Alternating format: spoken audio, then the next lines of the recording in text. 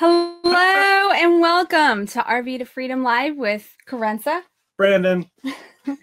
We're going to talk today about shopping for an RV.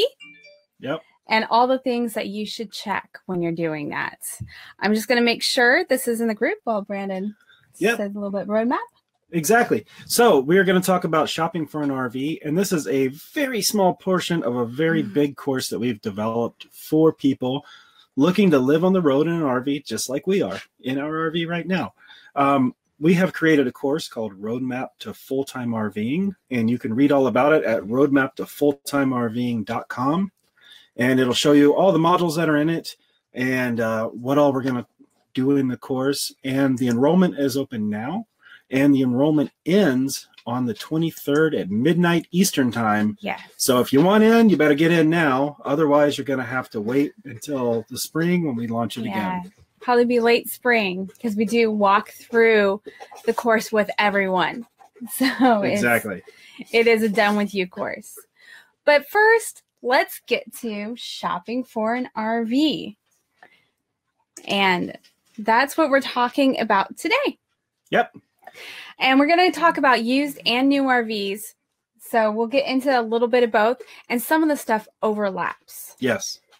And what we're talking about today is some of the things you need to look for when you're shopping for an RV. Shopping for an RV is a huge undertaking. It's a big investment, and it's not an investment because you're going to lose money over the long haul. It's not a house. They rarely go up in value. So you want to do the best you can to get the best thing you can.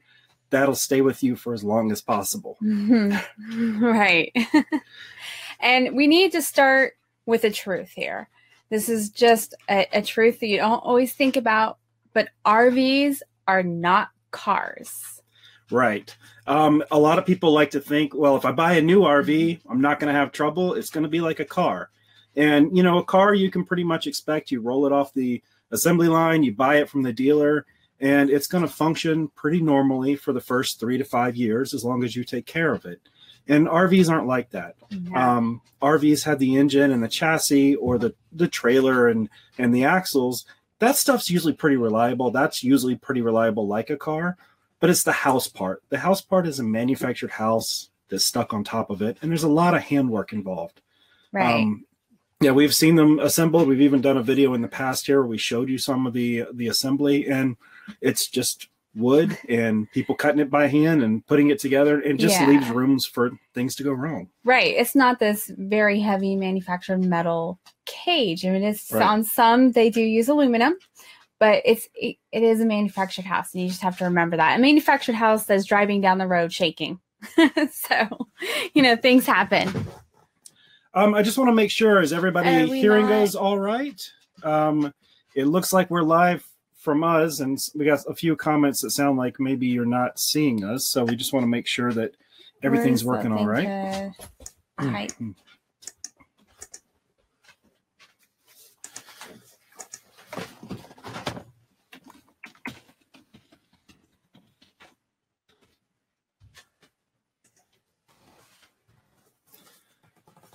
And did you hit the start broadcast? It is on. It is live. There's 7 people here. I am just checking. All right. Jen can hear us. Jacob can hear us. All right. We're good. Everything's working. The magic of live video. It doesn't always work the way we want it to, especially on a mobile internet connection from an RV park in a random part of Arizona. Okay. Richard and Kathy, can you guys see us? Because I know that's we asked here. Yep. All right. Well, I just wanted to make sure we weren't having any trouble. So we'll keep going then. Yeah. All right. Threw us off a little bit there, but we'll keep going. Just back to where we were. RVs are not cars. They're not built with a lot of automation. There's a lot of handwork involved.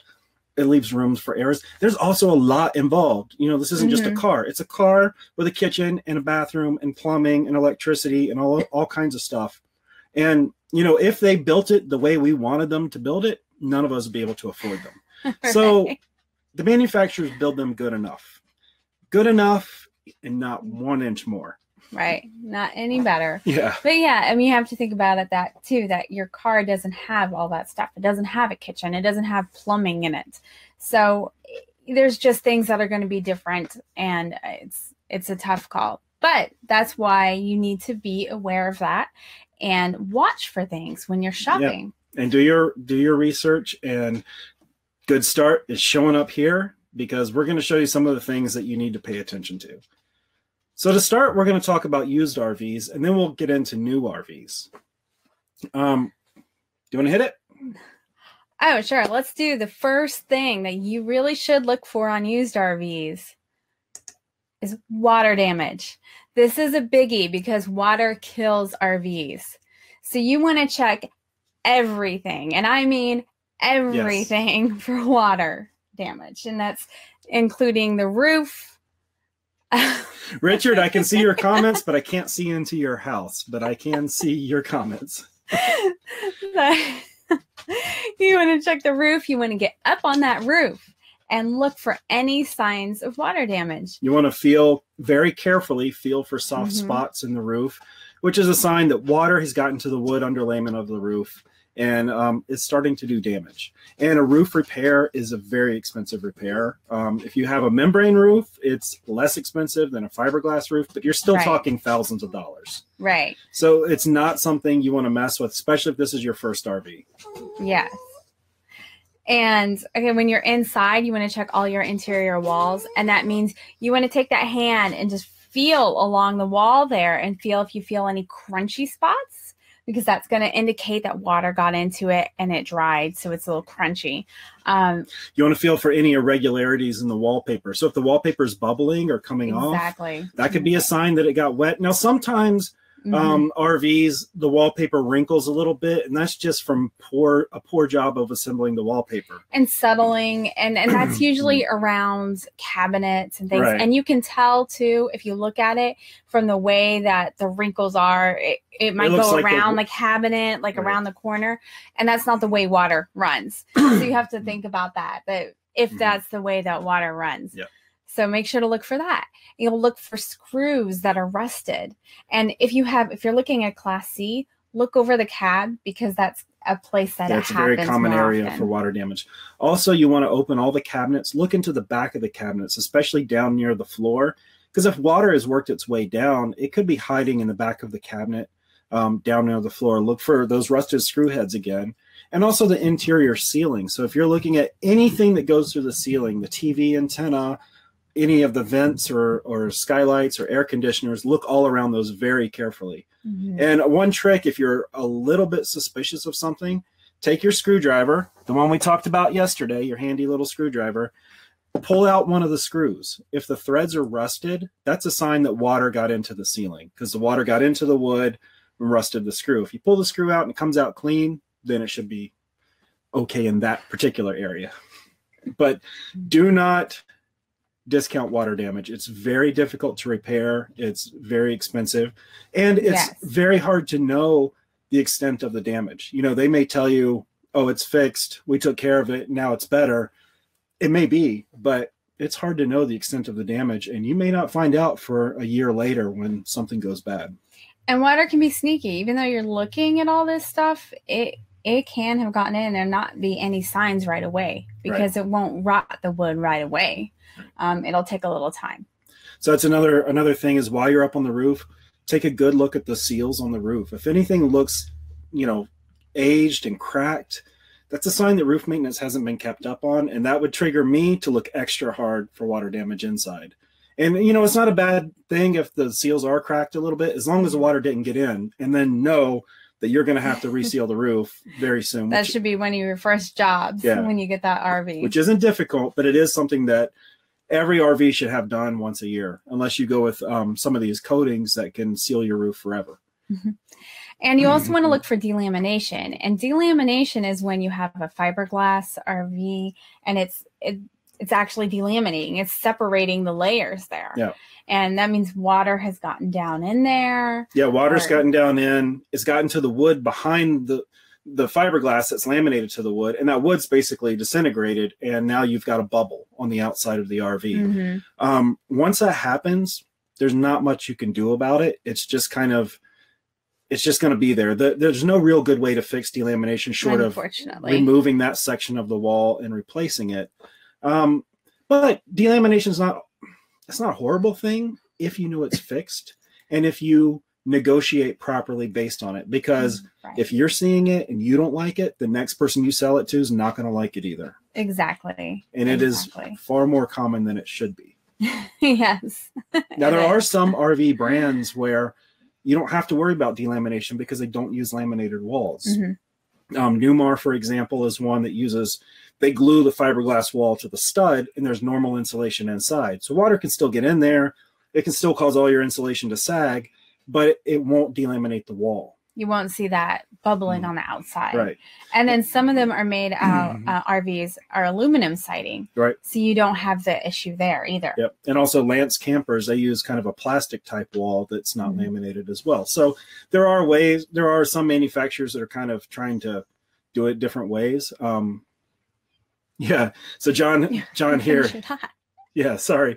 John got me. He found a roof leak the hard way. First rain and the Ford ceiling bubbled. Dealer fixed it and replaced it though, so that's good. Yes. So what? I'm sorry. Still got that cough. One last thing was checking the floor for a soft floor.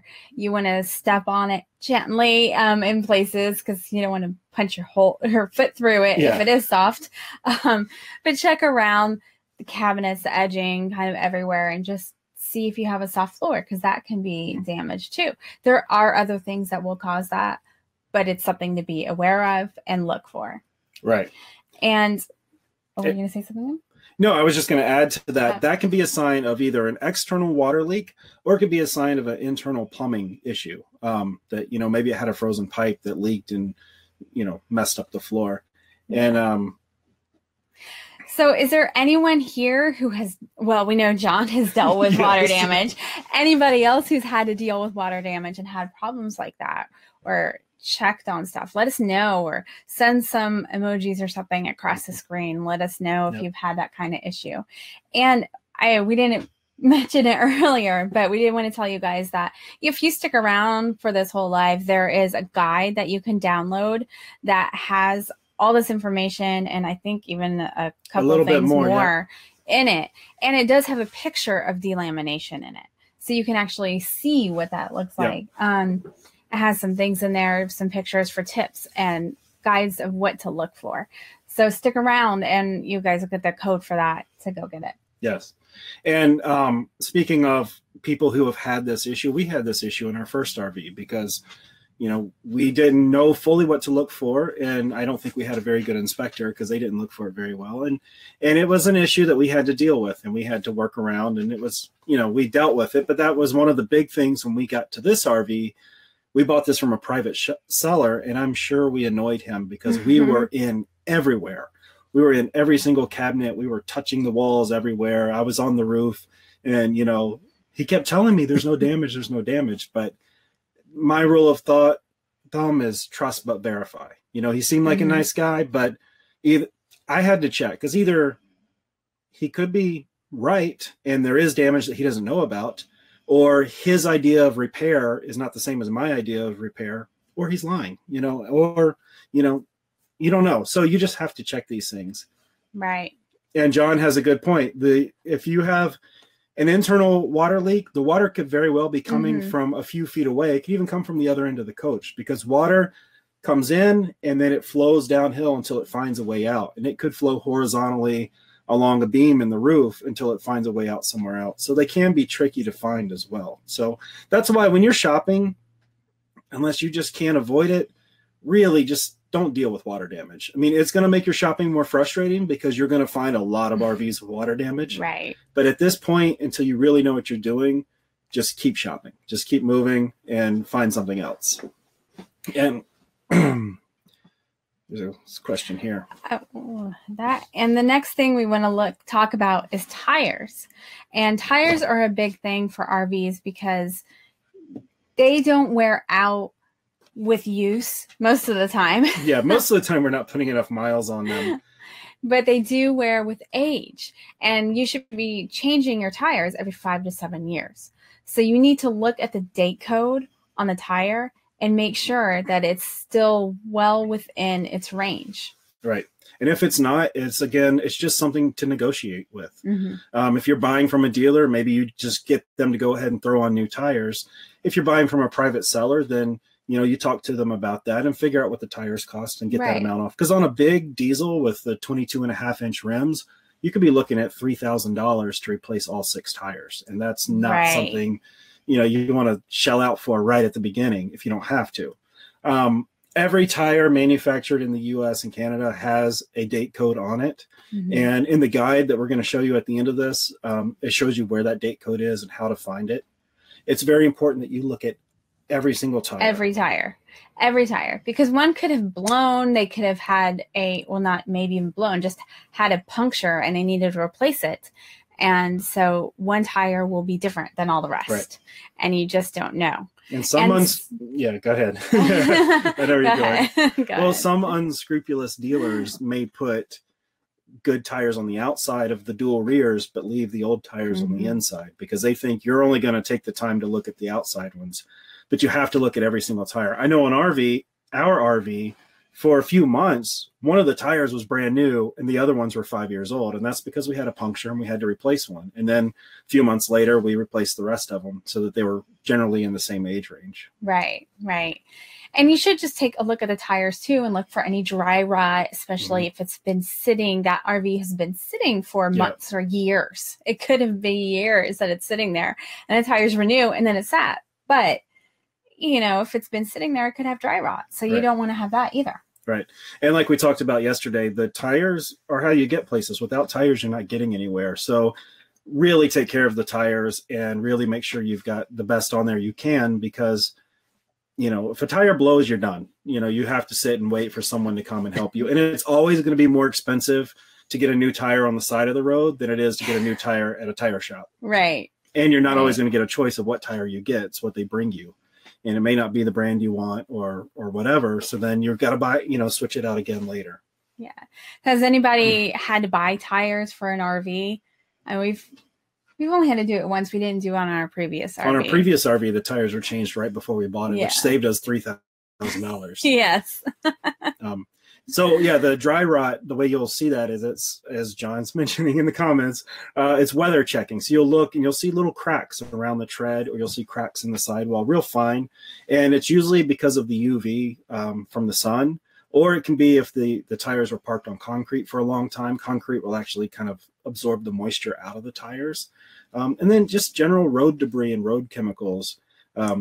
Jen bought new tires this year and they got the big ones. I've seen their tires. So that, I'm sure that hurt a little bit. I'm sure that didn't make these feel good. Yeah. But they can get expensive when you have to buy new tires. Yep.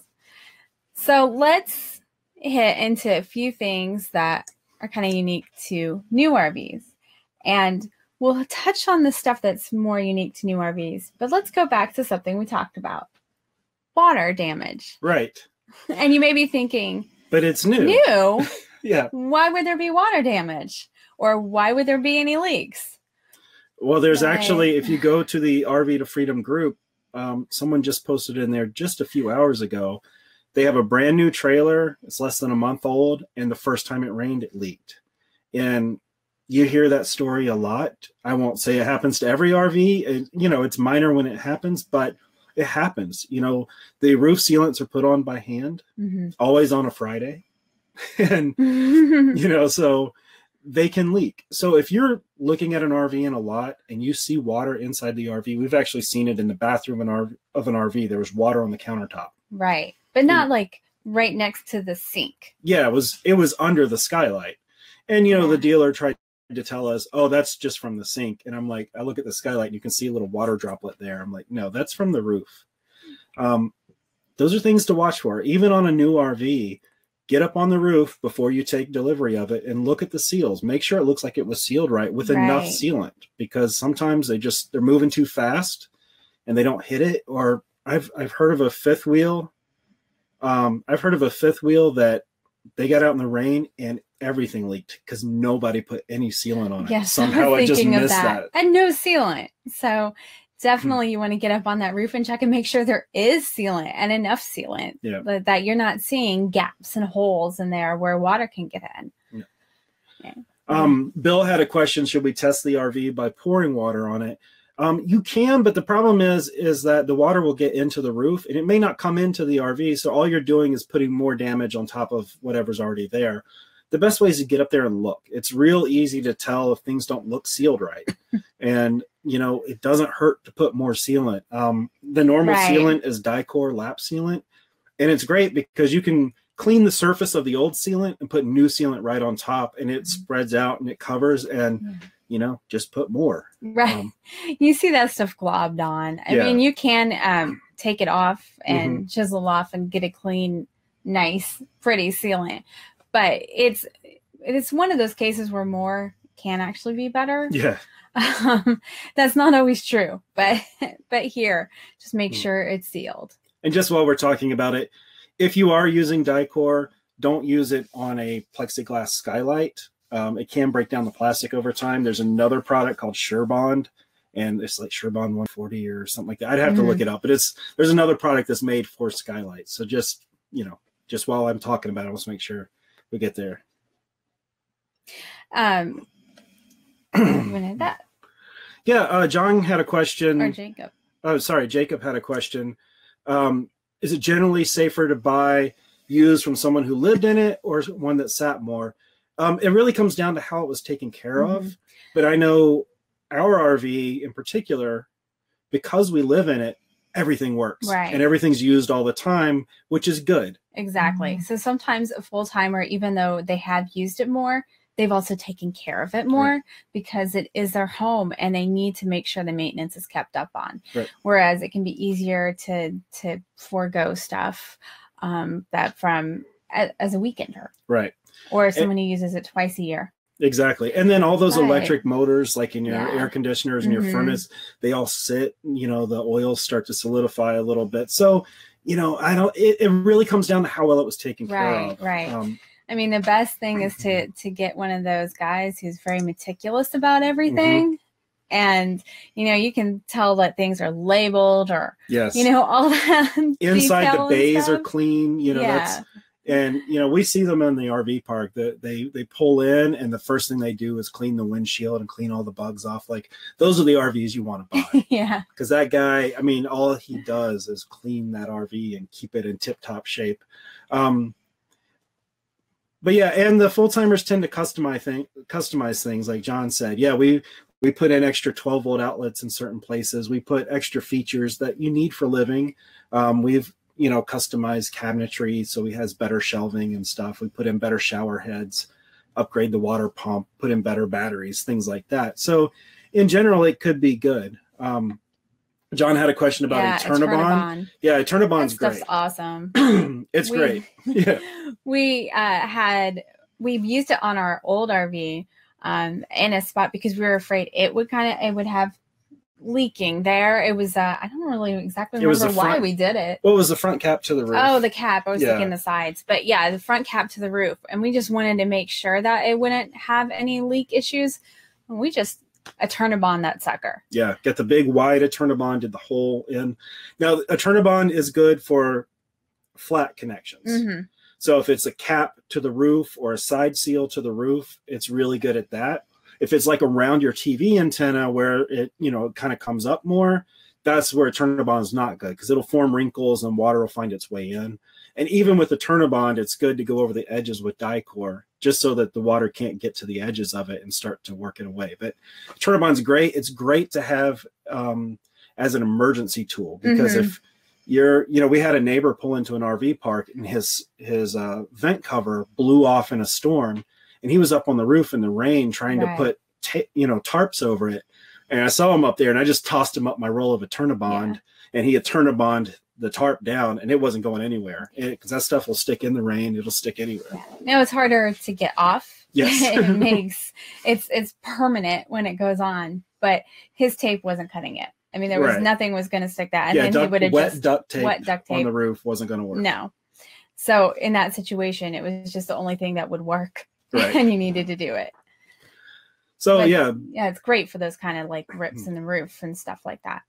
But yeah, so back to new RVs. When you're buying that RV, get up on that roof, make sure it looks like it's sealed right. And also look at the slides. When the slides are out, look at the seals on the tops of the slides and just make sure that it wasn't assembled, you know, at 5 o'clock on a Friday, and the guy just went through and real quickly put the sealant on it. Now, a lot of the manufacturers are getting better about putting their RVs in kind of a rain chamber and looking for leaks. Mm-hmm. But like we said, we just saw one today in our group that did leak. Right. So you just need to make sure. The next thing with new RVs is something called lot rot. And this is kind of unique to new RVs because it's really, you think it's going to be perfectly new and everything's new on there, but that's not always true. Things that RV could be sitting on the lot for quite a while before you purchase it. And even the chassis of the RV was delivered to the RV manufacturer before they built the house on it. So, you know, the chassis under the RV could be a year older than the house itself. Right. And if it sits on the lot for another 6-8 months, that's 18 months. And then when did Ford get the tires delivered to them? I mean, you could have 2-year-old tires on a brand new RV. You got to think about all these delivery chains happening. Like the tires have to go to Ford or whoever has to deliver that to the manufacturer. There's all these stops that can have wait times. Right. Like, for example, we're in a 2012 Newmar, but it's a 2011 chassis. So all the VIN numbers say 2011. And that's just how long it waits. So when you're looking at this RV, you're going to full-time in it. You're going to be in it for many years. That's your plan. Look at the tire codes. And if these tires are 2 years old, you might want to talk to the dealer. I mean, they're not going to give you new tires. Right. But it can be a negotiating point to try to drive a little money off, prorate the tire wear a little bit, because of course they're going to tell you nobody ever looks at that. Right. But you do. You do. Don't believe that. You do. And you do need to change them every 5 to 7 years. Yeah. So just know that going in.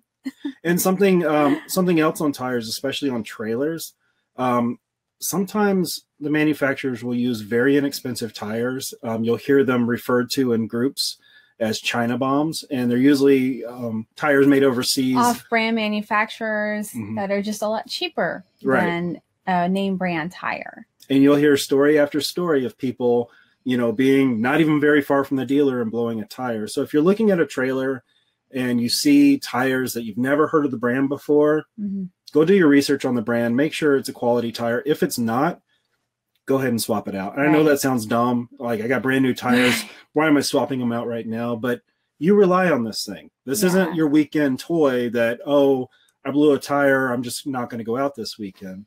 You need to make sure you've got a good solid foundation under you. Right. There are a lot of people who do just change it out. I mean, you can write on them, but it's after hearing all those stories, most people just change them out right away rather than take the risk. Yeah. Batteries, too, are another thing in new RVs that you might not expect to be outdated or used, but they do get used. I'm being on the tours.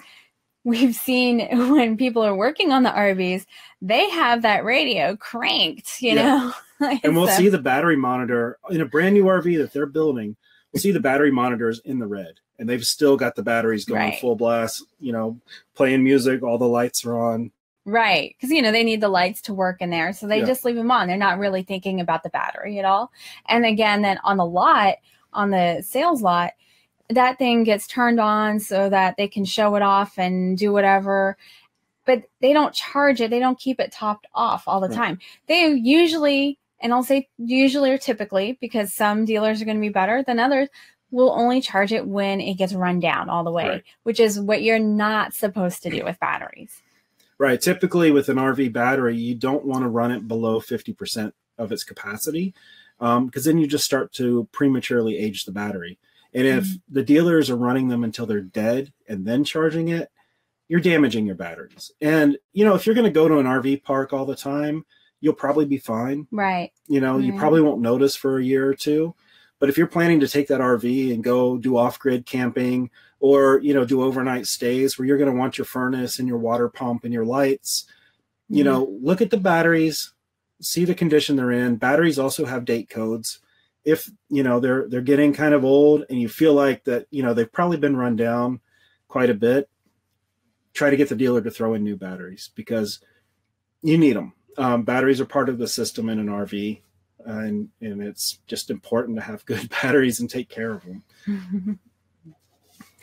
All right. So something that affects both used and new RVs that you need to watch for when you're shopping is weight capacity.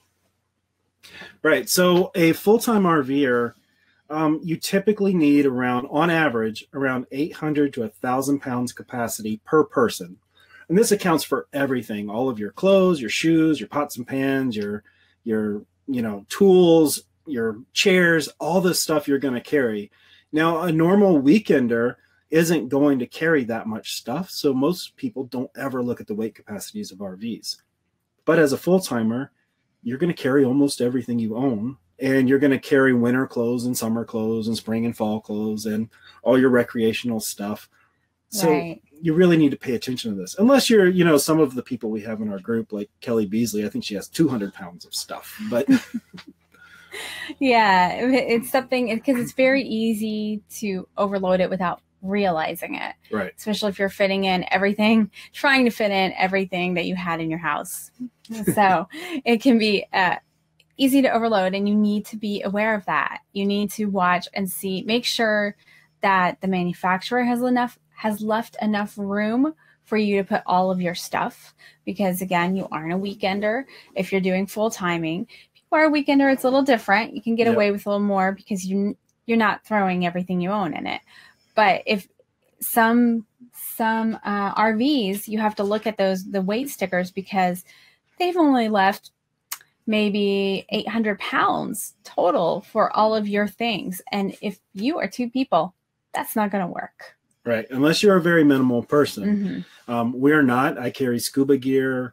Krenza has nice pots and pans and kitchen stuff, and we have an inflatable kayak and a bunch of other stuff. So we want to make sure that we have the capacity that we need.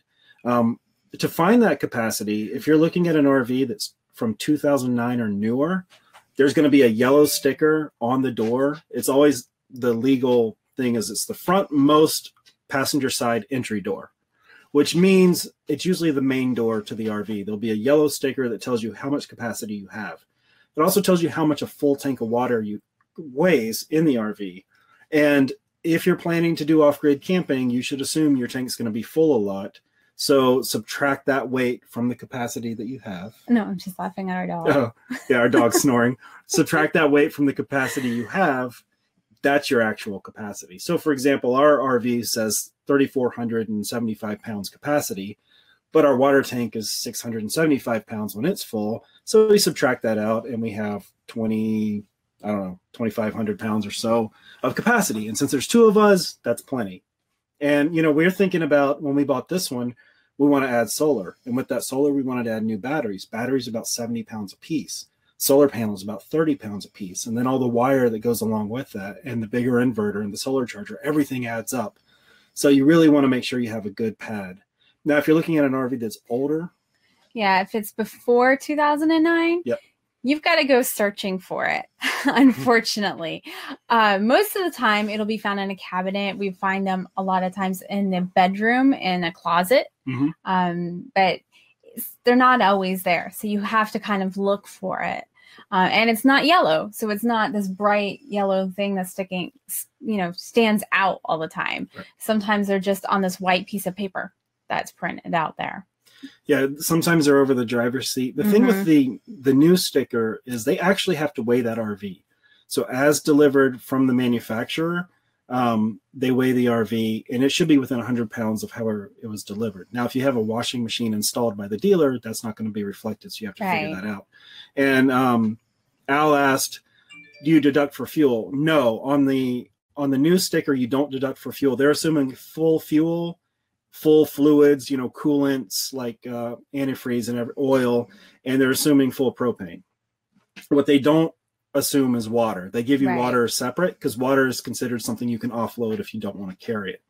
Which you can, but you should carry, even if you're going between parks, most of the time people carry at least a third of a tank, just so that if they get stuck or need to stop overnight somewhere, like Walmart or something, they have some water and they can use the restroom easily and things like that on the road.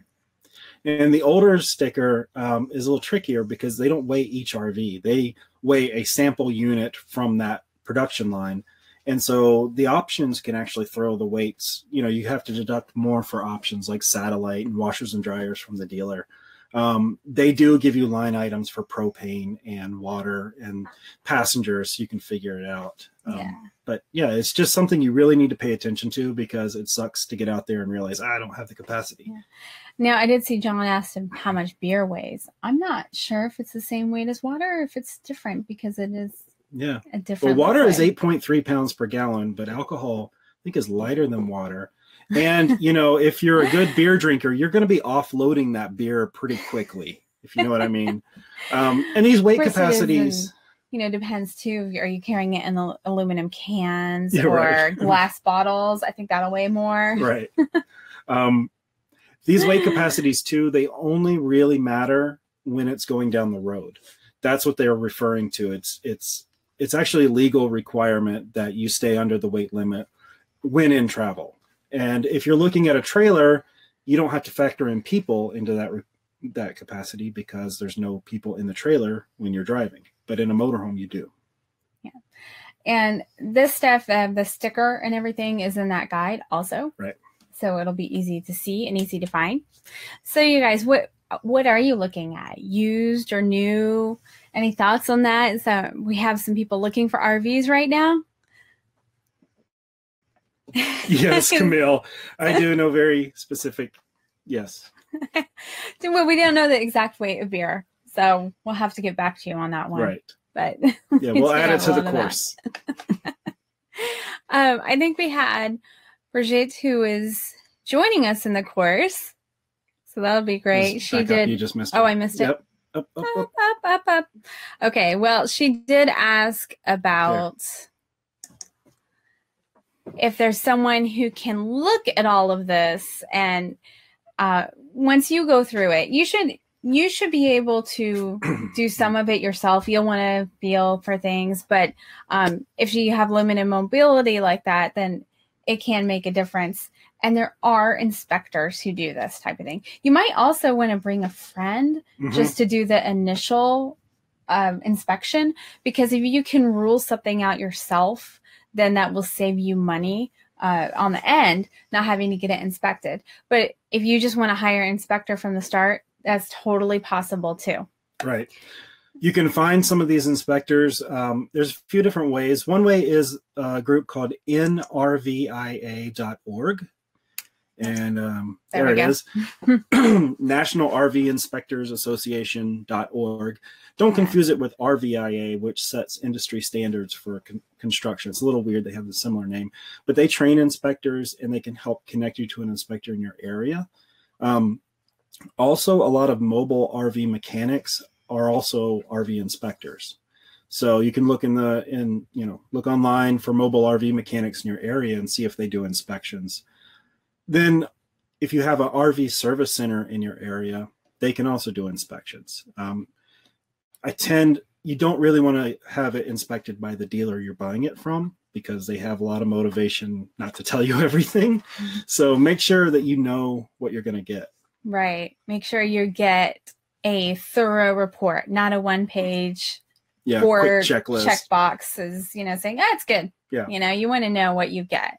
They usually can give you a sample or an idea of what it is you'll receive in the end, and they should be able to answer your questions and go through anything with you that you want. And it should take them a few hours to inspect it, and it will cost you a few $100s. That's why if you can do it yourself, not do the whole inspection, but at least rule things out yourself, you can save some money. But don't not do the inspection, especially if you don't know anything about RVs. Our first RV, we had it inspected. This one we inspected ourselves.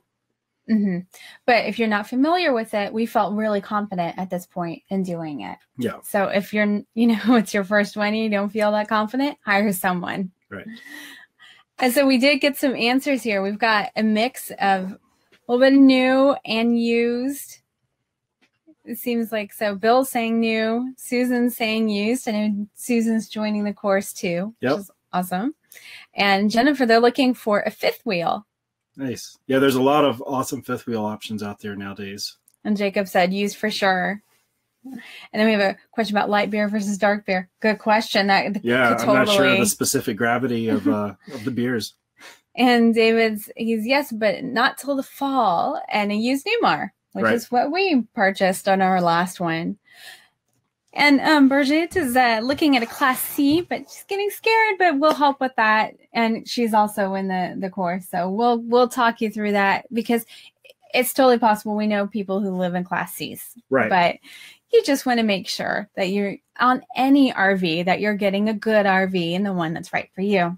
Yeah. And we don't mean to scare you. We just want to make sure your eyes are wide open and you're well aware of what to look for, so that you can reduce the amount of things you're going to have to deal with later. And David, okay. Yeah, David had a comment of have the inspector do a fluid analysis. And right, that'll tell you if your coolants are good, if your oil's good. Now, a lot of RV inspectors don't inspect the engine and the drivetrain. For that, you'll have to take it to a mechanic or someone who works on that. So if it's a gas RV, you're probably going to find a Ford dealer, maybe a Chevy dealer if it's older. And with a diesel, you'll be looking for a Cummins shop or a Caterpillar shop to look over the engine. Or, maybe you can find a diesel mechanic to look at it. But a lot of the RV inspectors, they just inspect the house. So they're looking for everything. But Al's looking at a used pusher, 36 foot. That's pretty nice. And John had a comment that we agree with too. That's what we did. He went used, hoping the bugs had been worked out or at least identified. And that's one of the reasons we purchased used both times also. Right. And even buying this one used, inspecting it ourselves and being very confident with it, within a couple months of owning it, an air conditioner died. I'm not even sure it was a couple months. Right. But we did. But they never used it. They never used it. And that's one of those things. They never used the air conditioner. They never used the air conditioner. Yeah. Sorry. They never used it. And that's one of those things when things don't get used, sometimes that's when they gum up or something doesn't work quite right. So we started using it and it was like, oh my gosh, I've never worked before. And now we don't use it that much anymore. Yeah. But that's okay. It happens. All right, guys. So that is what we want to talk about with the shopping for an RV. So we'll do have the guide. We'll give that to you in just a minute. It's called 5 Things to Look For When Shopping for an RV. And it has the pictures and everything to show you what those stickers look like, what the tire date codes look like, and how to find them. All of that information. We'll give that URL to you in just a moment. We went in to just bring up again the roadmap to full-time RVing, because as we mentioned, this is just a very small section of what we talk about in the course. And it's a small section within a section too, because there's a lot more in the shopping for an RV module than just this. Right. If that was it, it would be wonderful, right? No, we talk about financing and extended warranties and lots of other stuff that, you need to think about when you're shopping for an RV. You can get all the information at roadmaptofulltimerving.com. It's right up on your screen, and there is a pinned comment in the post right now under the video for that. And we'll just run through what's in it with you, and then we'll let you have your night back. Yeah. So we start out with the foundation in module 1. That's the RV lifestyle. And we really want you to think about what it is that you are wanting to get out of this life. Right. And we talk about the different reasons, and we get into the fears. If you watched last night, we talked about some of the common fears about full-time RVing and a little bit about them, which again, within this time frame, you only have a little bit of time to talk about it. Right. So we really get into it. And we give a lot of tools on how to deal with some of those fears. So it helps a lot to allay the fears and help you kind of keep moving forward. And then the next module is camping style. So here we talk about all the different ways you can camp. Most all of you are familiar with the normal camping styles, like going to a campground. And most people think KOA because that's what they see billboards for. But there are so many more ways to camp. And the prices vary depending on what you want to do. And we get into all of that. So you can start really getting a budget together that fits what you want to do, not just some generic budget. Right. So we talk about the different campgrounds, RV parks, and non-traditional ways of camping, all of that. and the pricing. And then we go into module 3, which is preparing for life on the road. And here we're really getting into the meat of how you move your life from your, I'm going to say sticks and bricks, which is the RVer term, your sticks and bricks permanent kind of life in one spot onto the road. There are different things like, where do you get your mail? How do you bank? Where do you get your health care? How does insurance? Visiting doctors. We even get into Medicare issues a little bit. And prescription medications. You know, how do you deal with all of that on the road? Yeah, and it makes a difference of, you might be moving states and some of the reasons that you might want to choose a state. Right. And then we get into one that everybody loves. It's called Money Matters. And it's all about money. It's about budgeting for RV life. So we're going to show you specific line items you need to pay attention to that maybe you didn't, and give you some idea of what those things actually cost.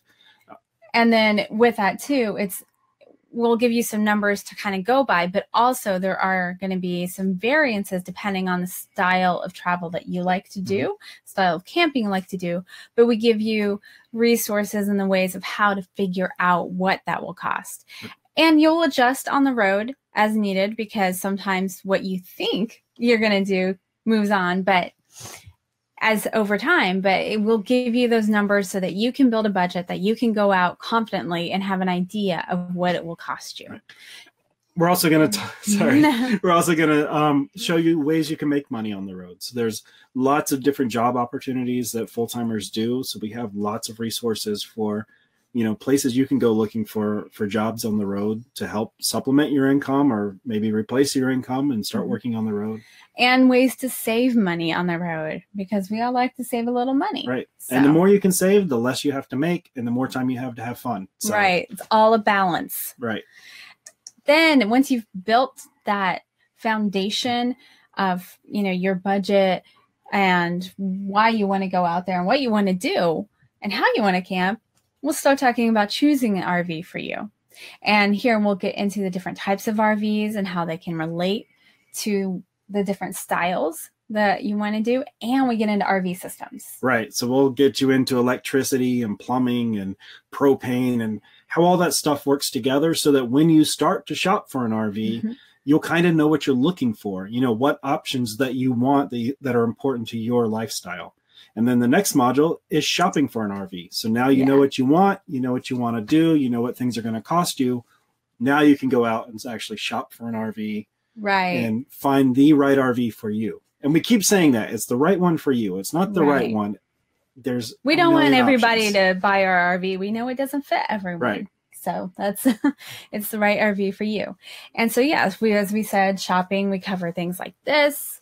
We talk about what you should look for, how to inspect it, how to hire an inspector, financing, extended warranties, all of that good stuff. We're going to give you tools so you can inspect the RV yourself beforehand.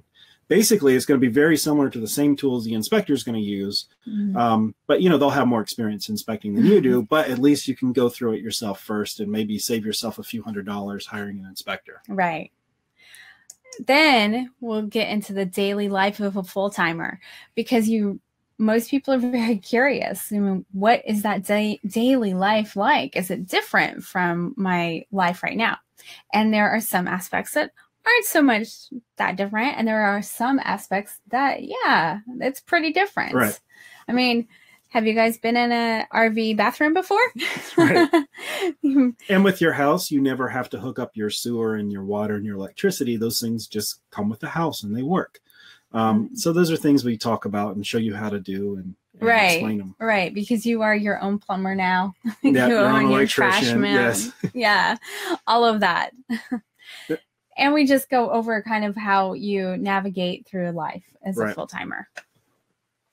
And in the final module is Camp Like a Pro. So we're going to get you out there on the road with some knowledge so you don't look like a total newbie. We're going to show you some ways that you can get into a park and back up into a spot without yelling at each other. Right. That's a good thing. Yeah.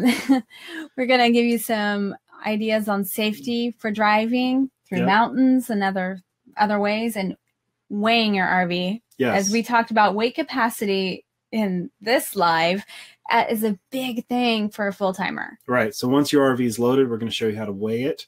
We're going to show you trip planning tools. We're also going to talk about travel fatigue and things like that, and how to deal with these, you know, regular life in an RV, because everybody thinks it's a big vacation, but it's not.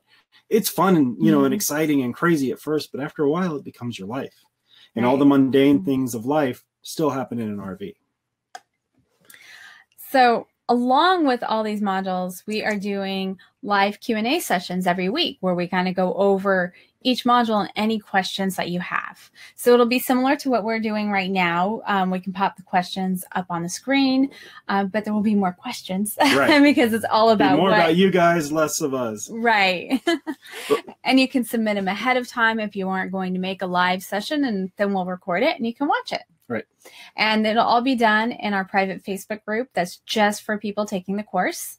And you'll be able to interact daily with us and other students and past students, because once you're in it for life. Right. So you can come back and ask questions anytime. If it's 3 years from now, whatever, you know, you might be looking at a different RV then. And the group is great. It's a very tight group of students. They've all been through this together, and everybody's helping each other out. And when someone has a down day, the other ones help to make them feel better.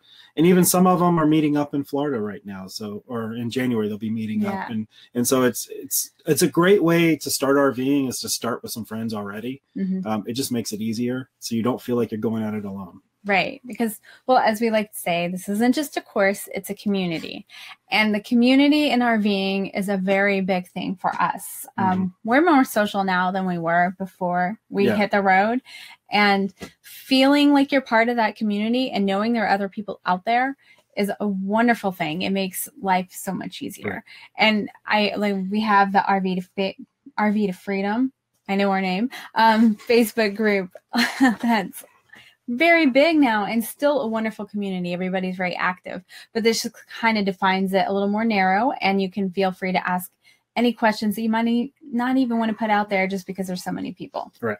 And it's a private group, so only the people in the group can see the questions, and you know, it's nice. There are some great bonuses we're going to offer with this course, with this sign up. The first one is we're going to do a traveling with pets course within the course. And we're going to talk about all the things you need to think about traveling with dogs and cats and birds and pigs and whatever you're going to bring into the RV. There's some unique things that are related to RVing and pets that you don't have to deal with when you live in one place and you have a fenced backyard. And there are some safety precautions you need to take that you don't want to learn the hard way. Right. So there's just some weird things about RVs that you need to pay attention to. So we're going to go through that for pets, and, you know, it might be good for children too, because some of the precautions are the same. But you don't have to. Yeah. We also have detailed maintenance checklists, and we've already retrofitted them for being a full-timer, because once you get out there, you need to maintain your RV so that you don't end up with issues like we were just talking about today. And as a full-timer, your schedule for maintenance is different than somebody who just uses it on the weekends or a couple times a year. And we have maintenance for all different types of RVs as well. And then the last one is we're going to have Chris and Cherie from the Mobile Internet Resource Center come in when we're doing our Q&A session on internet and staying connected. Which is in daily life of a full-timer. Right. And they're going to give us the state of the internet, because internet plans change constantly.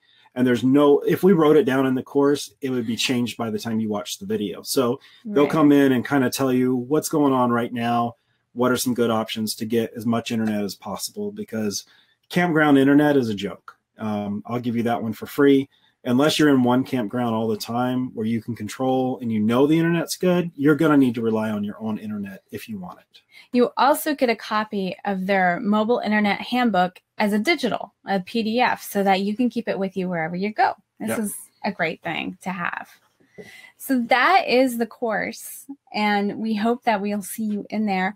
Again, you can see all the details at roadmaptofulltimerving.com. There is a pinned comment on this video, and it's on the screen right now too.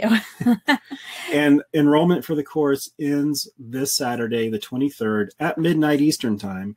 And if you don't get in by then, you're not going to get in until the spring when we relaunch it again.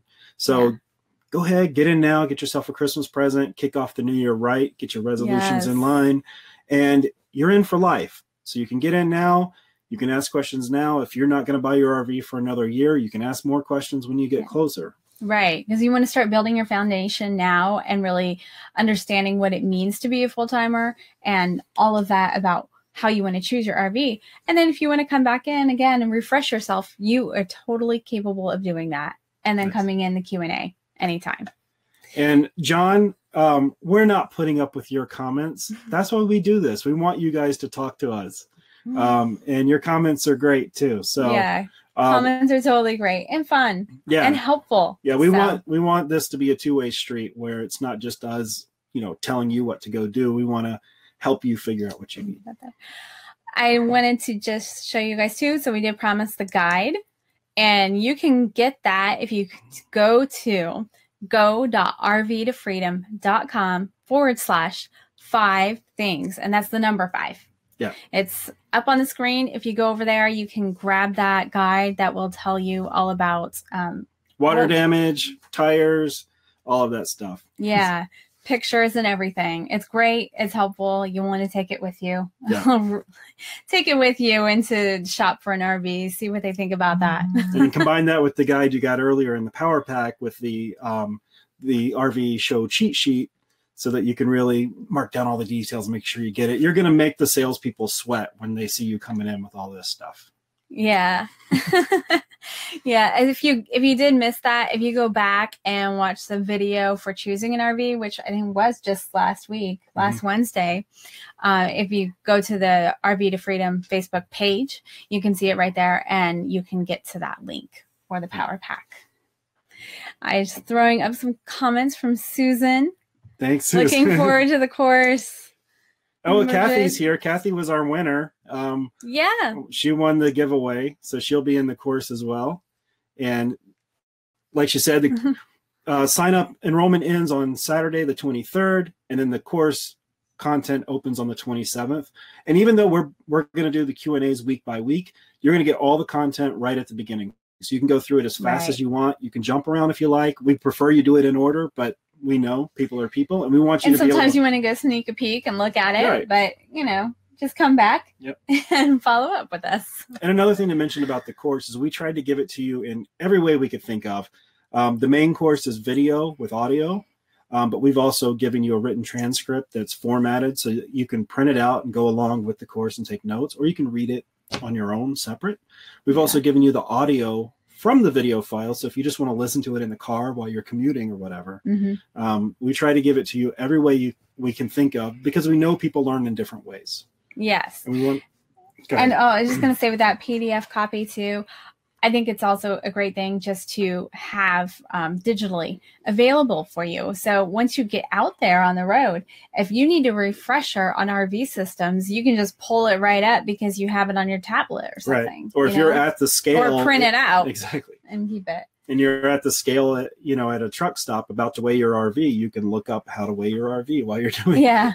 And one thing we didn't mention was there are a bunch of resources in the course too. So you have a whole bunch of handouts that will give you a lot of resources that you can reference all the time. Sonia even that she took it already and she laminated them all. So that was pretty funny. I saw Bob just showed up. Hi, Bob and Mary. Yes. And so you guys, there is a replay of this, so you can go back and watch whatever you need to. So after this, it should be up within a couple minutes usually. Yep. Yeah. All right. So I think that's it. It's roadmap to fulltimерving.com for the course. And if you want to grab the 5 things that you must check when shopping for an RV, it's go.rvtofreedom.com/5 things. It's the number 5, not the word 5. It's up on the screen. Up on the screen there. And don't forget, enrollment ends Saturday night at midnight Eastern. So if you're on the West Coast, remember that you've got to get in early, not midnight. And we really hope to see all of you there. We're pretty excited. We hope you are too. Yep. And we'll see you again tomorrow. Tomorrow, 8 p.m. Eastern, 5 p.m. Pacific. And 6 o'clock for us. Yeah. All right. Talk to you guys later.